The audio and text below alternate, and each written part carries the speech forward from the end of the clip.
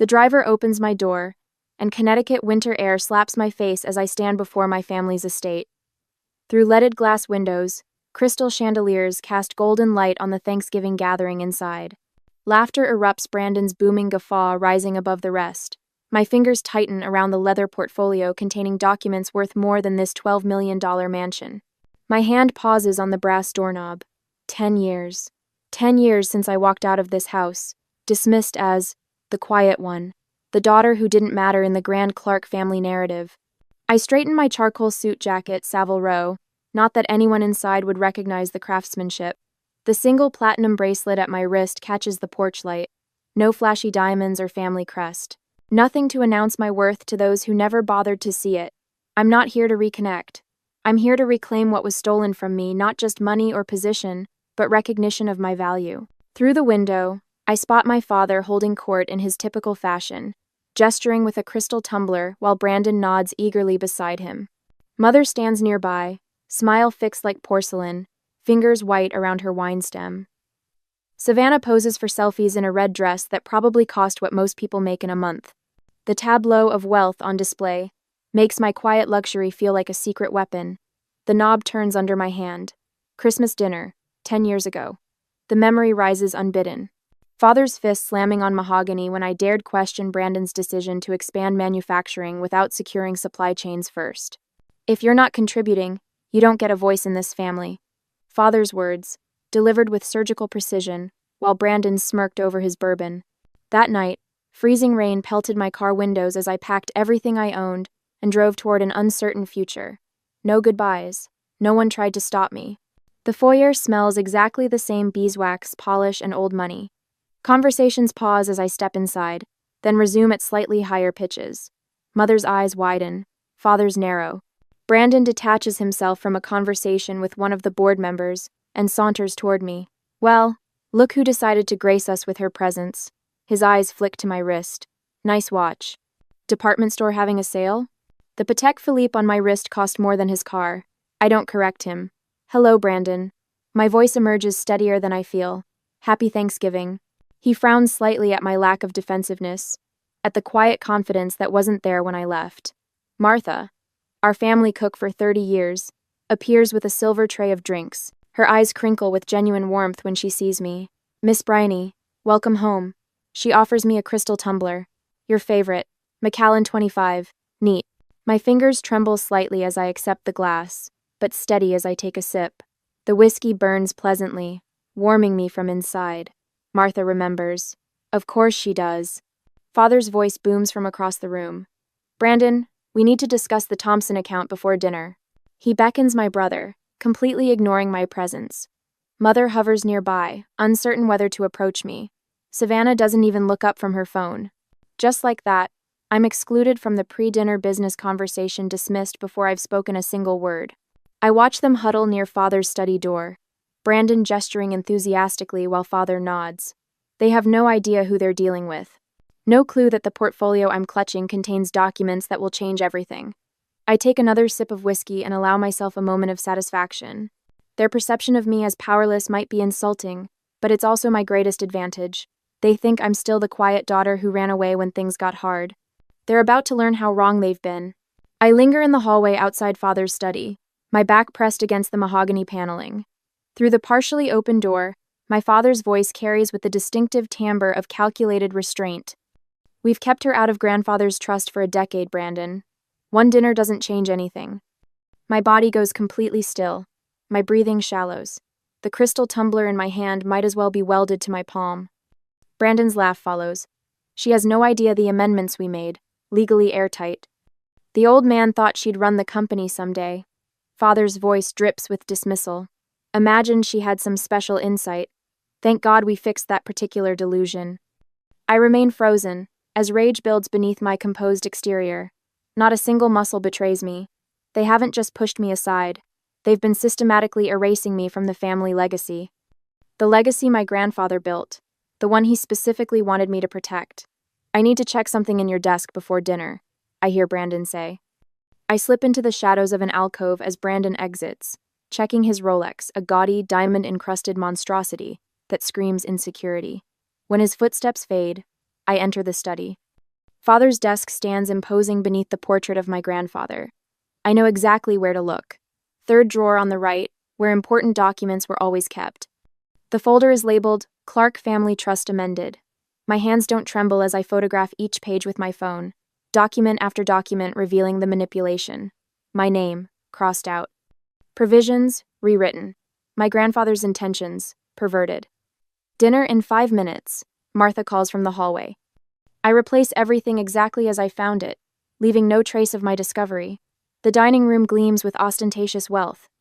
Crystal chandeliers, silver candelabras, fine china that costs more than most people's monthly rent.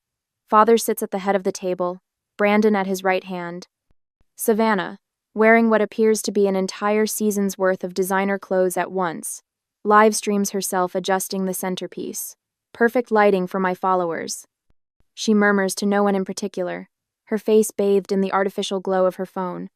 Mother sips her 4th glass of wine, her eyes slightly unfocused. I see now what I missed before her drinking isn't casual. It's survival. Father stands, commanding attention, without asking for it. Before we carve the turkey, I'd like to make my annual State of the Company address. Brandon beams, anticipating praise. Savannah barely looks up from her phone. Creston Systems has had a challenging year, Father begins, but I'm pleased to announce we've finalized negotiations with a buyer. My fork pauses halfway to my plate. This is news. The company will be sold by year's end to an as yet undisclosed entity. Father's eyes gleam with satisfaction. Brandon will maintain his executive position, with a substantial increase in compensation. Brandon interjects, not to mention the company yacht I've already put a deposit on. And, Savannah chimes in, my new influencer deals leveraging the Creston connections are already signed. I observe the tableau before me with a photographer's eye for detail. The slight flush on Father's neck, betraying excitement. Mother's knuckles, white around her stemware. The subtle shift of the family accountant's shoulders, angled away from Brandon. Everything tells a story if you know how to read it. Most importantly, Father continues, looking directly at me for the first time all evening, we'll finally be rid of dead weight, streamlined operations, no more legacy entanglements. The message couldn't be clearer if he'd written it in blood. I'm the dead weight. The family legacy, my grandfather's vision of ethical manufacturing and sustainable growth, is being dismantled for quick profit. Brandon raises his glass. To my new position as Chief Strategy Officer at the merged company. To innovation, Father says, which from his lips sounds like desecration. Savannah leans toward me, her voice sweet poison. At least now you won't have to pretend you were ever going to inherit anything. That must be a relief. Her words are meant to cut, to watch me bleed. But I've spent 10 years building armor they can't see. To generous deals, Father concludes, his glass catching the light. I take a perfectly timed sip of water, hiding the smile that threatens to break through. They think this dinner is their victory lap. They have no idea they're celebrating their own downfall. As the crystal glasses clink around me, I wonder if revealing my hand immediately would be more satisfying, or if waiting until after their self-congratulation would deliver the justice 10 years in the making. Would you unveil the truth when you first had the chance, or wait for the perfect moment when it would land with the greatest impact? The weight of the phone in my pocket with its evidence of their betrayal feels like power. For the first time in this house, power rests in my hands, not theirs, and they don't even know it yet. After the main dish, my father rises from his chair, crystal tumbler glinting in the chandelier light. The table falls silent as he lifts his glass. To family loyalty, he announces, his gaze sweeping over everyone but me, the foundation of our success. Glasses clink around the table. I notice how dinner guests shift in their chairs, casting sideways glances my way. Their pity is palpable.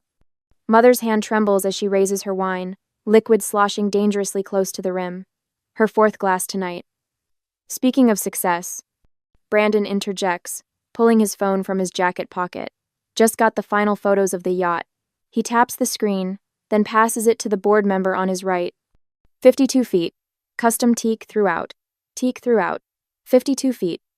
The phone moves around the table, greeted with appropriate murmurs of appreciation. When it reaches the person beside me, Brandon stretches across. Skip Bryony. She wouldn't understand the value. Savannah, never one to miss performing for an audience, stands and smooths her red dress. Family photo for the followers? she chirps, holding her phone at the practiced angle that makes her jawline appear sharper. She positions herself to capture everyone except me. Clark family traditions. #blessed. The flash blinds momentarily. I take another sip of water, allowing the cool liquid to wash away the bitter taste of exclusion. My mind drifts to those first months in Austin. The barren office space I couldn't afford to furnish. Sleeping on a camping mat behind my desk, showering at a nearby gym, living on instant ramen and determination. After the family lawyers threatened legal action if I used the Clark name in business, I created B.E. Quinn, anonymous, genderless, free from family baggage. Most painful was selling grandfather's gold pocket watch. His voice echoed as I handed it over. Time is the only truly limited resource, Bryony. Spend it creating value. That watch funded my first server farm. The irony wasn't lost on me sacrificing a timepiece to buy time for my company to grow. The doubts circled like vultures those first months. What if father was right? What if I truly had nothing of value to contribute? 18-hour days became my norm. When competitors slept, I worked. When they vacationed, I expanded. All while quietly purchasing shares in Creston through shell companies, watching my family's mismanagement from afar. Martha appears at my elbow, setting down the dessert tray. As she leans to place a slice of pumpkin pie before me, her hand briefly squeezes my shoulder. Your grandfather would be proud, she whispers, her voice barely audible over the dinner conversation. He always said you were the only one who truly understood value. Her words straighten my spine. The validation I never received from my family comes from the woman who watched me grow up, who saw what they refused to see. Father stands again, tapping his knife against his glass. The candles cast dramatic shadows across his face as conversation dies down. I have an announcement, he declares, satisfaction evident in his expression. As some of you know, we've been in negotiations with buyers for several months. He pauses for effect. Creston Systems has been sold, and none of you are getting a dime. Savannah drops her phone mid-selfie. What? You promised me the PR division? Brandon's face flushes crimson. This isn't legal. I'll contest it. Father waves off their protests. The deal is done. Evertech Holdings, $57 million. A generous offer considering recent performance issues. He looks pointedly at Brandon. I set down my water glass carefully. Who's the buyer? All eyes turn to me the first time I've spoken since dinner began. Father frowns, clearly annoyed at my interruption. Evertech Holdings, he repeats slowly, as if I might not comprehend. A tech conglomerate based in... I stand, napkin falling to the floor. That's me. The room freezes. Brandon's mouth hangs open. Savannah stops mid-text. Father's eyebrows draw together in confusion. What nonsense is this? He demands. Martha enters with the coffee service, moving with quiet efficiency around the stunned dinner guests. She places the finest Limoges cup before me, first a small act of allegiance that doesn't go unnoticed. The contrast is stark. Martha's quiet respect versus my family's open dismissal. Her small gesture gives me strength for what comes next. Outside in the circular drive, James waits in the car, final papers ready. My attorney since day one in Austin, when he took equity instead of payment I couldn't provide. Another person who saw my worth when my family couldn't sub. I reach for the leather portfolio I brought with me, pulling out a thick document bearing multiple signatures from the Creston board. Perhaps I should introduce myself properly. I say, my voice steady. I'm B. Quinn, CEO of NovaBridge Systems. I slide the merger agreement across the polished mahogany toward my father. The board voted unanimously last week, 8-0. Father's face drains of color as his eyes lock onto my company's logo, a stylized bridge spanning a rising Sunday. The same image grandfather had sketched decades ago for his original vision of Creston, before father transformed it into something unrecognizable. That's not possible, he whispers, but there's no conviction in his voice. For the first time in my life, I watch certainty drain from him, like water through open fingers. Father sets his hands down with trembling fingers. All eyes lock on me as I stand, the portfolio open on the table, revealing the truth that's been 10 years in the making. I built NovaBridge from nothing. I say, my voice steady as I maintain eye contact with each family member in turn. While Brandon was buying yachts with company funds, I was sleeping on my office floor in Austin. I slide the first document across the polished mahogany. Mother reaches for her reading glasses, her expression shifting from shock to something I haven't seen in years, perhaps pride. 240 million in valuation. Built client by client, contract by contract. I place a finger on the quarterly report. While father was dismissing me as inconsequential, I was securing capital investments from the very suppliers Creston had alienated. Brandon lurches forward. This is corporate espionage. You stole our clients. Number. The word falls between us like a gauntlet. I extract another document and slide it toward him. These are legally executed contracts with former clients who left Creston after your mismanagement. Would you like me to detail which ones abandoned ship after you failed to deliver on 3 consecutive promises? Father's face reddens. I'll invalidate this sale. The board would never. The board voted unanimously. I produced the meeting minutes, complete with signatures. After Brandon's embezzlement was discovered, $280,000 to be exact, they were eager for new leadership.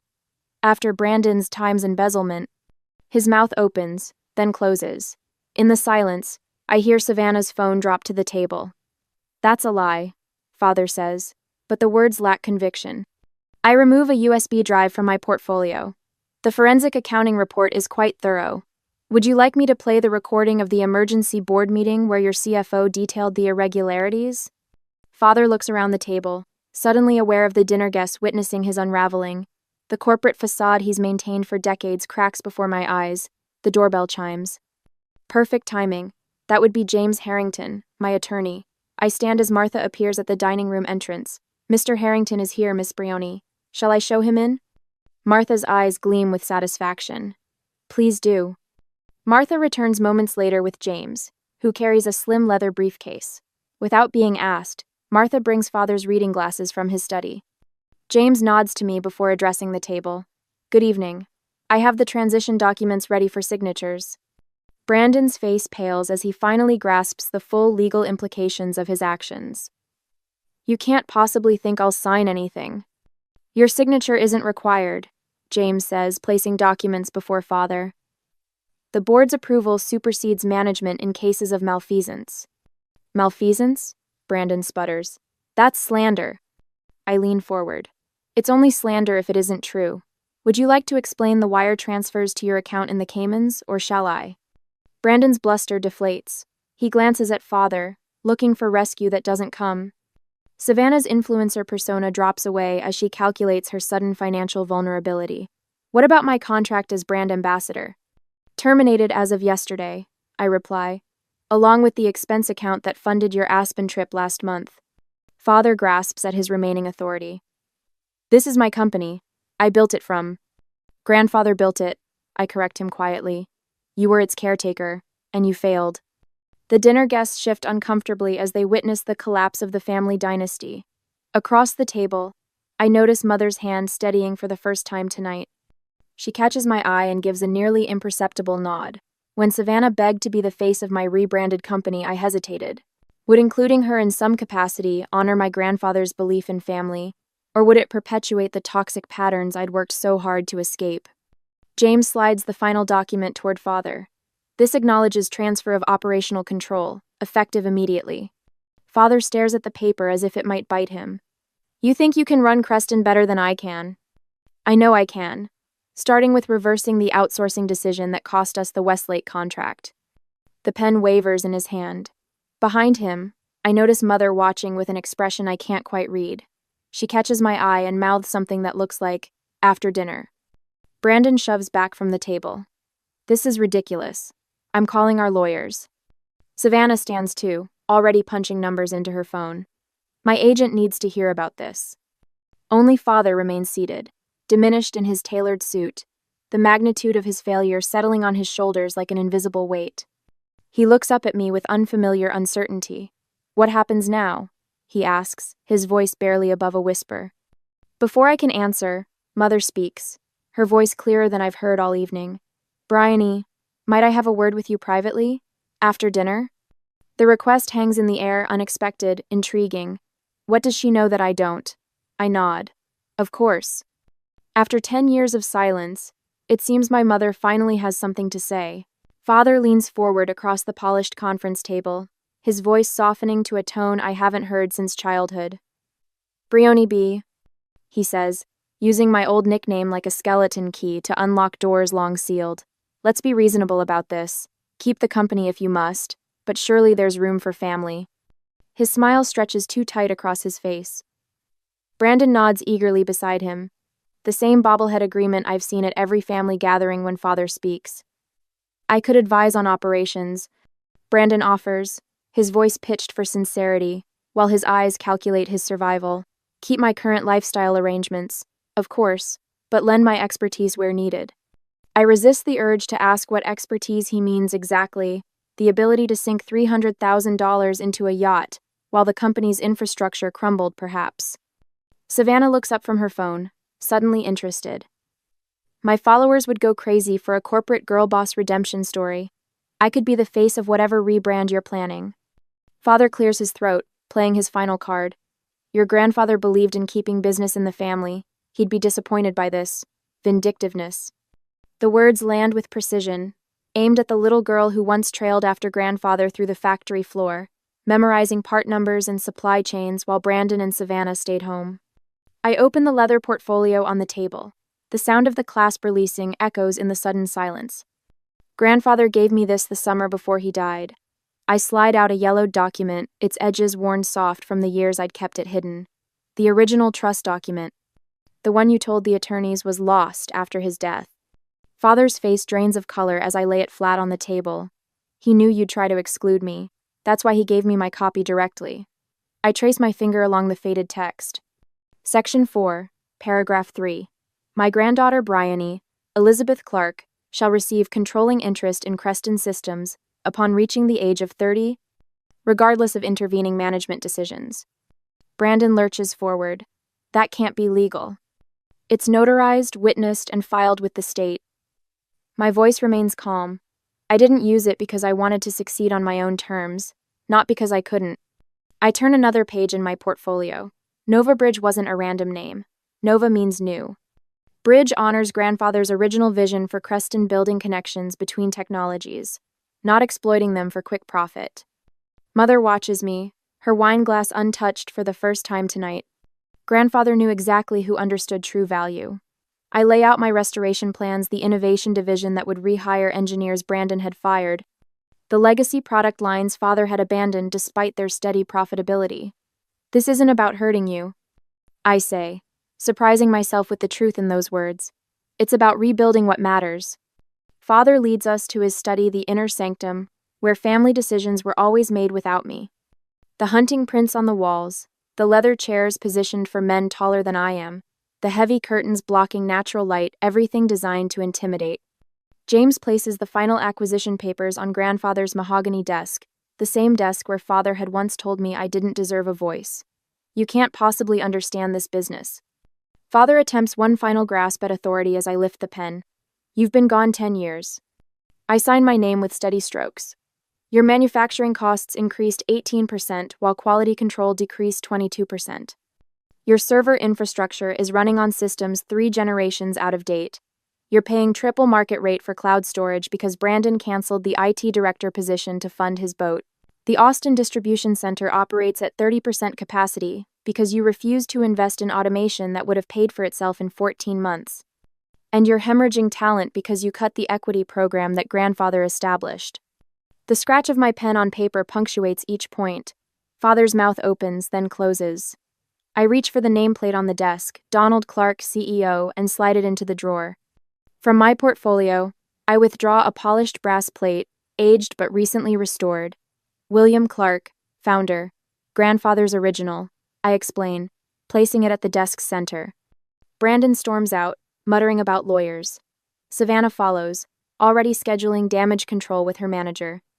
Father stands alone in the room that once amplified his power, now diminished by truth and documentation. The board wants a full audit. I tell him, closing my portfolio. Brandon's financial decisions will face particular scrutiny. My words hang in the air between us, neither threat nor promise, simply fact. As father finally leaves, mother remains seated in the leather chair nearest the window. Her hands rest in her lap, steady for the first time all evening. Bryony, she says quietly, we need to talk. I look at this woman who stood silently by while her husband dismantled her father's legacy, who watched her daughter drive away in freezing rain 10 years ago without a word. What has she known all these years? What silent calculations has she made behind that porcelain smile and crystal wine glass? The grandfather clock in the corner ticks steadily forward as we face each other across decades of unspoken truths. The morning sun streams through floor-to-ceiling windows as I settle into my chair at Novacrest Technologies. My fingertips trace the engraved brass nameplate on my desk. Brianne Clark, CEO. 6 months since Thanksgiving dinner, and this still feels surreal. The muted chime of my intercom breaks the silence. Miss Clark, your 9 o'clock is ready. Thank you, Eliza. Send them in. My leadership team files in 6 department heads, whose talents had been overlooked by traditional corporate structures. A former military strategist who couldn't break into management because she lacked an Ivy League degree. A brilliant programmer who'd been relegated to maintenance work because of his unconventional appearance. These are my people, the underestimated ones. Unlike my father's oak-paneled fortress designed to intimidate, my office features glass walls and open spaces. No portraits of stern-faced ancestors, judging from gilded frames instead, candid photos capturing team celebrations and project launches. Our quarterly numbers display on the wall screen, company value up 17% since acquisition. Not through cutthroat tactics, but through innovation and ethical partnerships, proving worth doesn't require crushing others. Later that afternoon, I enter our newly redesigned boardroom for the quarterly strategy meeting. Where Father's rectangular mahogany table once created a hierarchy with him at the head, our circular design ensures every chair holds equal weight. No power position, no silent corners where voices disappear. Before we begin, I say, I'd like to hear concerns about our expansion timeline. A junior analyst raises her hand tentatively. The vendor transition schedule seems aggressive. We might need another week for proper testing. 10 years ago, at a Christmas dinner, my father slammed his fist when I raised similar concerns. I'd been silenced, dismissed. Today, I nod and lean forward. Let's explore that. What specific risks do you see? As she outlines her thoughts, gaining confidence with each point, I catch my reflection in the polished table surface. The woman looking back bears little resemblance to the girl who fled a decade ago. Same eyes, but steadier. Same voice, but certain. When the meeting concludes, the team disperses with clear direction and renewed energy. No one leaves feeling diminished. The evening brings a small gathering in my penthouse. James, who believed in me when I arrived in Austin with nothing but determination. Martha, who retired from the family estate to become my executive assistant. And Mother, now 6 months sober, her hands steady as she arranges fresh flowers in a crystal vase. To building rather than breaking. Mother raises her sparkling water, her voice stronger than I've ever heard it. The woman who once disappeared into wallpaper now mentors women entrepreneurs through our foundation, turning her decades of survival into wisdom that guides others.